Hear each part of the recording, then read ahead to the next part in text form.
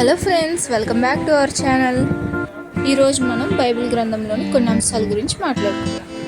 Number 1, బైబిల్లోని ఆత్మఫలాల గురించి మీకు తెలుసా? మొదటిది ప్రేమ, రెండవది సంతోషం, మూడవది సమాధానం, నాలుగవది దీర్ఘశాంతం, ఐదవది దయాళుత్వం, ఆరవది మంచితనం, ఏడవది విశ్వాసం, ఎనిమిదవది సాత్వికం, తొమ్మిదవది ఆశానికం. నెంబర్ 2, బైబిల్ గ్రంథంలోని ధన్యతల గురించి మీకు తెలుసా? ఆత్మ విషయమై దీనులైన వారు ధన్యులు, పరలోక రాజ్యం వారు. దుఃఖపడువారు ధన్యులు, వారు ఓదార్చబడుదురు. సాత్వికులు ధన్యులు, వారు భూలోకం స్వతంత్రించుకొందురు. నీతి కొరకు ఆకలి తప్పులు గలవారు ధన్యులు, వారు తృప్తిపరచబడుదురు. కనికరం గలవారు ధన్యులు, వారు కనికరం పొందురు. హృదయ శుద్ధి గలవారు ధన్యులు, వారు దేవుని చూచెదరు. సమాధానపరచువారు ధన్యులు, వారు దేవుని కుమారులు అనబడుదురు. నీతి నిమిత్తము హింసింపబడి వారు ధన్యులు, పరలోక రాజ్యం వారిది. నా నిమిత్తము జనులు మిమ్మల్ని నిందించి హింసించి మీ మీద అబద్ధముగా చెడ్డ మాటలల్లా పలుకునప్పుడు మీరు ధన్యులు అనబడుదురు.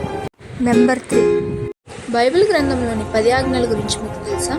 మొదటిది, నేను తప్ప వేరొక దేవుడు నీకు ఉండకూడదు. రెండవది, విగ్రహములకు మొక్కకూడదు. మూడవది, నీ దేవుడైన యెహోవా నామమును వ్యర్థముగా ఉచ్చరింపకూడదు. నాలుగవది, విశ్రాంతి దినమును పరిశుద్ధంగా ఆచరించుటకు జ్ఞాపకం ఉంచుకునవలెను. ఐదవది, నీ తండ్రిని నీ తల్లిని సన్మానించవలెను. ఆరవది, నరహత్య చేయకూడదు. ఏడవది, వ్యభిచరింపకూడదు. ఎనిమిదవది, దొంగలింపకూడదు. తొమ్మిదవది, నీ పొరుగువాని మీద అబద్ధ సాక్ష్యములు పలకకూడదు. పదవది, నీ పొరుగువానిదగు దేనినైనను ఆశించకూడదు. నెంబర్ 4, ప్రభు అయిన యేసుక్రీస్తు సిలువలో పలికిన 7 మాటలు. మొదటిది, తండ్రి, వీరేమి చేయుచున్నారో వీరెరుగును గనుక వీరిని క్షమించు. రెండవది, నేడు నీవు నాతో కూడా పరదేశంలో ఉండు. మూడవ మాట, అమ్మా, ఇదిగో నీ కుమారుడు, ఇదిగో నీ తల్లి. నాలుగవ మాట, ఏలీ ఏలీ లామా సబక్తాని అని బిగ్గరగా కేక వేసి. ఐదవ మాట, లేఖనం నెరవేరినట్లు నేను తప్పికొంచున్నాను. ఆరవ మాట, యేసు ఆ చిరక పుచ్చుకొని సమాప్తమైనది అని పలికెను. ఏడవ మాట, తండ్రి, నీ చేతికి నా ఆత్మను అప్పగించుకొంచున్నాను. Please like, share and subscribe to our channel. Thanks for watching. Please like, share and subscribe to our channel.